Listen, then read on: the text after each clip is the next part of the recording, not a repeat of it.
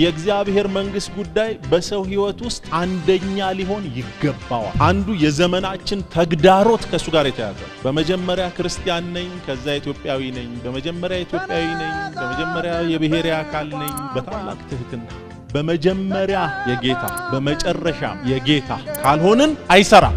አንዱ ስለ መለኮት የሚያስተምራችሁ መተንተን ነው። በመስመር መሃል ገብታችሁ ምን ማለት እንደሆነ ልንገራችሁ። መጀመሪያ ኢትዮጵያዊ ነኝ፣ ከዛ ክርስቲያን ነኝ። ጌታ በኢትዮጵያዊነቴ አያገባህም፣ በሱ አትምጣብኝ። እናስ አንተ ሁለተኛ ነህ። ሳናስብ ምን እያልን እንደሆነ ታውቃላችሁ? እኔ ክርስቲያን አይደለሁም ይሆን ይመስለናል። የቤተ ክርስቲያን አባል ነን። ለምን? ክርስቶስ ኢየሱስ ይውላችሁ ኃጢአትን ይቅር ይላል፣ ይታገሳል፣ ይምራል። አንድ ነገር ግን አያረግም ስለማይመጥ ነው። በሰው ህይወት ሁለተኛ ሆኖ አይኖር። ኢየሱስ ወይ አንደኛ ነው ወይ የለም። እግዚአብሔር መንግስት ባህሪው እሱ ነው። ወይ ገዢ ነች፣ ሁለንተናን ትቆጣጠራለች። መጀመሪያ እኮ ቀራጭ ነኝ፣ በስራ አትምጣብኝ አይሰራም። አንተን ካገኘው ቀራጭነቱም ይቀራል። የተለወጡ ሰዎች ለሱ የሚሆን ህይወት መኖር ሲጀምሩ እግዚአብሔር መንግስት መገለጥ ትጀምራለች። ማህበረሰብን መለወጥ የሚጀምረው ያኔ ነው።